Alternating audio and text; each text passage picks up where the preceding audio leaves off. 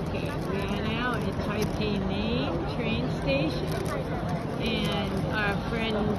Stephen is happy because he found McDonald's,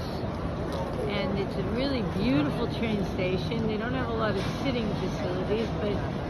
none of us mind. เราอยู่ที่ Taipei Main นะจ๊ะแล้วมันสวยมันสะอาดไม่มีที่นั่งแต่ไม่เป็นไรคนนั่งพื้นเพราะว่ามันสะอาดมากแล้วเราจะไปรถไฟจะไปทูโลกุ I forget how to say it in Chinese เราจะไปทาโลโปทูโลกุแล้ว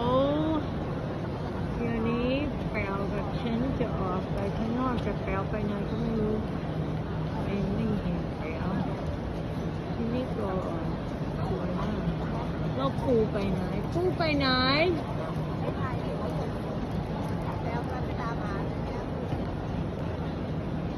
โอเคแค่นี้ก่อนนะจ๊ะ